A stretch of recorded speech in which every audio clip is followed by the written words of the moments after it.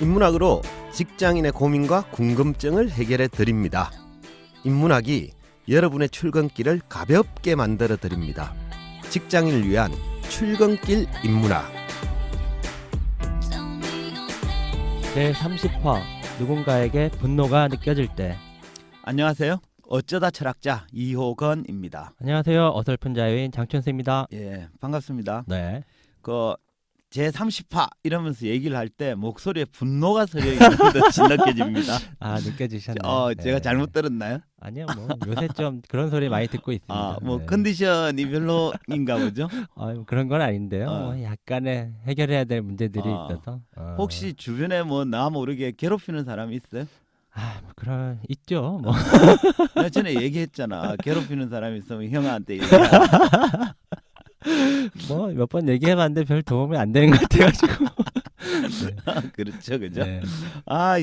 살다 보니까 이렇게 각자 뭐 먹고 살기 힘든지 모르지만 서로 좀 그죠 어울리고 잘 살아야 되는데 네, 맞습니다. 꼭 괴롭히는 사람들이 있어요. 네. 그래서 그런 괴롭히는 사람 그러니까 남에게 괴롭힘을 주는 사람이죠. 저는 말이 왜 이랬고 괴롭히는 사람. 괴롭히는 사람 그죠? 네. 괴롭히는 사람이 많으면 이제 당사자는 분노가 막 생기죠, 그죠? 그렇습니다. 그래서 그런 일들이 되게 많을 것 같아서 오늘 주제를 이렇게 잡아봤습니다. 오늘 주제는 누군가에게 분노가 느껴질 때입니다.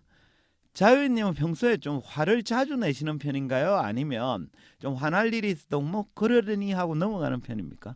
화를 겉으로 막 이렇게 표현은 잘 안 하는 편인 것 같긴 해요. 그런데 어떤 날은 막 그런 날이 있더라고요. 네. 막 그런 이제 화를 나게 하는 요소들이 이렇게 네. 차곡차곡 쌓여가지고 네. 어느 순간에 이렇게 확 폭발하는 경우는 있는 것 같긴 하더라고요. 그죠. 네. 그러니까 평소에는 별로 쿨한 척하고 화 안 네. 내고는 속으로 막 그렇죠. 그죠? 뒤에 가서 막 칼을 갈고 뭐 이러지 않습니까, 그죠? 네.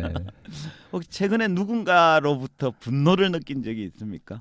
네, 뭐 최근에 네. 있기는 하죠. 뭐 사적으로. 도저히 뭐 이렇게 저는 용서가 안 되는 그죠? 뭐 이런 게 있는데 연민도 느껴지고 뭐 복잡하더라고요. 네. 이게 분노라는 감정도. 네. 저는 뭐 아는 사람하고도 간혹 그런 걸 느끼는데 뉴스를 보면 그렇게 분노가 느껴질 그렇죠. 때가 많더라고요. 네. 저 자식은 왜 공감합니다. 저래? 뭐 네. 이런 거죠. 그래서 사실 뉴스를 보면 상식적으로는 맞아요. 기쁜 일과 분노가 느껴지는 일이 반반쯤 있어야 되는데 맞아요.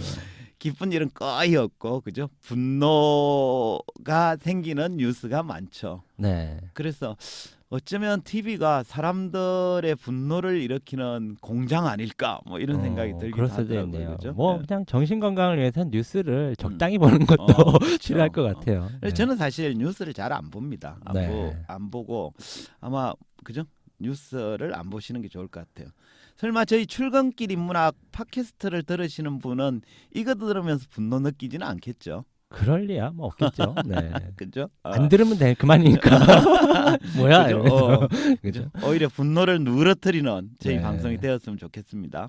근데 개인적으로 이렇게 분노의 감정이 생겼을 때는 나에게 분노를 준 그 당사자한테 어떻게 하세요? 혹시 뭐 복수를 하려고 하시는 않는지. 물론 상황마다 좀 다를 수는 있겠죠. 네. 뭐 복수까지야. 사실은 뭐 가능하면 이제 접촉을 피할 수 있는 사람이면 괜찮은데 대개의 경우에 이런 상황은 네. 어쩔 수 없이 연결되는 상황이 많더라고요. 그렇죠. 뭐 복수까지는 아닌데 그 사람한테 일정의 좀 책임을 지우게 하는 뭐 이런 정도는 뭔가 하긴 하는 것 같기도 하고요. 네, 그렇죠. 그렇습니다. 가까운 사람일수록 분노를 느끼게 하는 경우가 많죠. 네.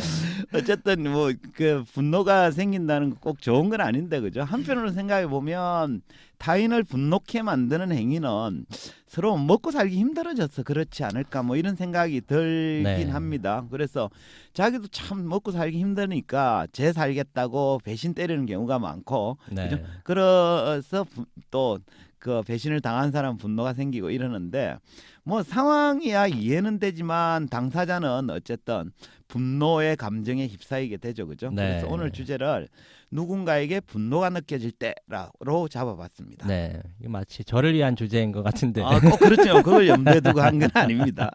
어쨌든 예. 뭐 다들 한 번쯤은 또 혹은 자주 이런 일들을 겪으실 텐데 살면서 누군가한테 분노가 느껴질 때 어떻게 하는 게 좋은지 네. 오늘도 인문학적으로 좋은 말씀 좀 부탁드리겠습니다. 알겠습니다. 오늘 주제는 분노입니다. 그죠? 살다 보면 누구나 한 번씩은 화가 치밀어 오르고 분노가 느낄 때가 있죠. 근데 이 분노가 심해지면 어떻게 되느냐? 좀 속된 말로 뚜껑이 열리죠. 뚜껑이. 그죠? 네. 그렇게 되면 이제 물불 가리지 않게 되고 뭐 이성적 판단을 못 하게 되고 결국에는 큰 사달이 일어나기도 합니다. 네. 해서 분노를 잘 다스려야 되는데요. 근데 분노의 감정은 언제 어떤 경우에 생기는지 아십니까? 글쎄요, 뭐 누가 나를 막 화나게 만들 때 생기는 거 아니에요? 그렇죠? 맞습니다. 분노의 감정은 주로 상대방이 나를 배신했을 때 발생합니다. 그러니까 자기가 믿었던 사람이 그 믿음을 저버렸을 때 배신감을 느끼게 되고 그 결과 분노가 생기는 거죠. 가령 이런 경우 있잖아요. 애인이 자기 몰래 다른 사람과 바람을 폈다. 이러면 그죠? 배신감을 느끼고 분노가 생기죠. 네, 제가 첫사랑과 이렇게 헤어졌습니다. 그죠? 네. 다 그런 경험 있으실 거예요, 그죠? 또 우리 편이라고 생각했던 사람이 경쟁자 쪽에 붙게 되면 배신감을 느끼게 되고 네. 그 결과 화가 치밀어 오르고 분노하게 되는 거죠. 이런 경험도 있으신가요? 아니 어, 뭐 있을 것 같아요. 네, 기억은 평소에 우리 안 편이라고 나는데. 별로 없으니 그런 경험이 없으시죠. 배신할 사람도 없고 뭐 이런. 그죠? 네. 독고다이 뭐 네. 이런 거죠. 그럼 자기를 배신한 사람 때문에 분노한 사람은 그죠? 자기를 배신한 그 상대에게 어떻게 대응할까요? 뭐 이렇게 무협 영화만큼은 아니겠지만 예. 다른 어떤 방법으로 네. 약간의 복수를 좀 시도하지 그렇죠? 않을까 예. 싶어요. 직장 상사에게 분노를 느끼면 사람들이 복수를 하는데 아주 소심한 복수를 하죠. 그렇죠. 뭐 커피에 침을 뱉는다든지 네, 뭐 그죠? 그렇죠. 네, 뭐 이렇습니다. 어쨌든 자기를 배신한 사람에게 저주를 퍼붓고 복수의 칼을 갈기 시작하죠, 그죠? 해서 누군가에게 분노의 감정을 느끼게 되면 일시적으로는 삶의 우선순위가 바뀝니다. 그러니까 기존에 일상적으로 하던 활동을 뒤로하고 복수를 위한 일에만 전념하게 되는 거죠. 사실 이러한 배신과 분노 그리고 복수로 이어지는 이런 스토리는 무협 영화의 단골 주제이기도 합니다. 스토리는 대략 이렇죠. 그 부모님의 부하였던 자가 배신을 하여 가지고 부모를 죽이고 권자에 오릅니다. 이렇게 되면 자식은 피눈물을 흘리면서 복수를 다짐하죠. 이제 자식은 부모의 원수를 갚기 위해 생업을 뒤로하고 이제 무술고수를 찾아갑니다. 해서 거기 밑에서 검술을 배우죠. 자식은 부모의 원수를 갚을 일념으로 오로지 검술 수련에만 매진합니다. 10년이 흘렀습니다. 어느덧 자신은 검술의 고수가 되었고 이제 부모의 원수를 찾아가서 멋지게 복수에 성공합니다. 이런 스토리 영화 자주 보셨죠? 네, 뭐 무협 영화의 대부분 이렇죠. 전형적인 스토리인 것 같아요. 네, 맞습니다. 근데 이 대목에서 질문 하나 해볼게요. 어쨌든 10년간 검술을 수련한 끝에 무술의 이제 고수가 되어가지고 검술의 고수가 되어가지고 부모님의 원수를 갚는데 성공한 자녀의 스토리는 해피엔딩이라고 볼 수 있을까요? 어떻게 보세요? 어쨌든 뭐 부모님의 원수를 갚았으니까 해피엔딩 아닌가요? 그죠? 영화상으로는 해피엔딩처럼 보이죠. 근데 대부분 복수에 성공한 장면에서 영화는 엔딩 자막이 쫙 올라가고 끝나죠, 그죠? 근데 영화는 끝났지만 자녀의 인생은 거기서 끝나는 게 아니잖아요, 그죠? 계속 이어지죠. 그러니까 부모님의 복수를 마친 순간부터 이제 자녀의 진짜 인생이 시작되는 거 아니겠습니까? 네. 근데 한번 생각해 보시죠. 부모의 원수를 갚기 위해 10년 동안 검술 수련에 매달린 자녀는 이제 아무 일 없다는 듯이 일상으로 복귀할 수 있을까요? 글쎄요. 10년 동안 막 그렇게 검술만 했으니 예. 일종의 경력 단절이 생긴 셈이네요. 그렇죠. 네. 그렇습니다. 어쩌면 자녀는 부모님의 원수를 갚느라고 자기 인생으로 보면 10년간 허송 세월을 한 것인지도 모릅니다. 이렇게 분노의 감정을 잘 다스리지 못하면 자칫 삶의 우선순위가 뒤바뀌는 경우가 많습니다. 그러니까 분노와 정오로 인한 삶을 사느라고 정작 자기 자신의 삶을 외면해 버리는 경우도 있거든요. 이런 걸 보고 그랬는지 잘 모르겠지만 제가 좋아하는 독일 철학자 니체가 이런 얘기를 한 적이 있습니다. 괴물과 싸우는 사람은 그 과정에서 자신이 괴물이 되지 않도록 조심해야 한다. 그러니까 니체는 괴물과 싸우는 사람은 자기도 모르는 사이에 괴물처럼 변화할 수 있다고 봤습니다. 마치 그 드라큘라와 싸우던 전사가 드라큘라한테 물려서 자기도 드라큘라가 되는 것처럼 말이죠. 예. 네. 그런 얘기 예전에 한번 들어본 적이 있는 것 같은데 네. 저 굉장히 중요한 얘기인 것 같아요. 괴물과 싸우는 자는 네. 자신이 괴물이 괴물이 되지 되지 않도록 않도록. 조심하라. 예. 제 목소리가 자꾸 괴물 목소리가 나는 것 같아서 좀 조심해야 되겠구나 뭐 이런 생각도 했는데 이거 역시 또 니체가 이런 얘기를 했군요. 그쵸? 예. 네. 제가 니체를 좋아하기도 하고 인용도 많이 하지만 네. 독일에서는 이런 말이 있다고 그래요. 누군가 논쟁을 하잖아요. 그죠? 그럼 일단 니체가 이렇게 말했어 이러고는 아무렇게나 내뱉으라고 합니다. 그러면 이제 니체를 팔아서 어쨌든 논쟁에 이기게 되는 거죠. 네. 니체보다 상대가 강할 일은 없으니까. 그죠? 그러고 난 뒤에 나중에 이렇게 찾아보면 네. 내가 그냥 내뱉은 말이 실제로 니체가 그렇게 한 말이 문헌에 있더라는 거죠. 그만큼 니체가 유명한 말을 많이 남겼다라는 의미입니다. 네. 그죠?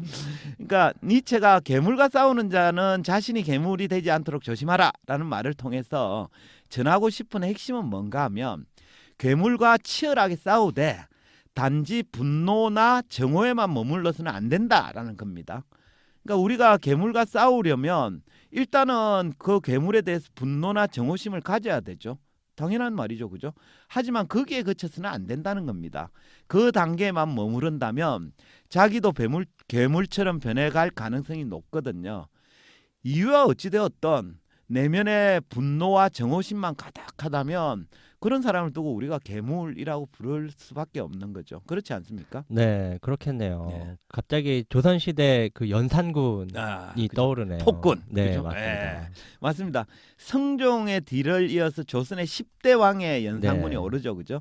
근데 이제 생모였던 패비 윤 씨의 죽음을 왕이 되고 난 다음에 알고 난 뒤에 관련자들을 찾아내서 피비린내 나는 복수극을 펼치죠. 네. 그러니까 뭐 드라마나 영화에 아주 좋은 주제가 네. 되는 거죠. 처음부터 그런 건 아니었다고 그렇죠. 그러더라고요. 예, 네. 맞습니다. 그 이후로 그렇게 된 거죠. 네.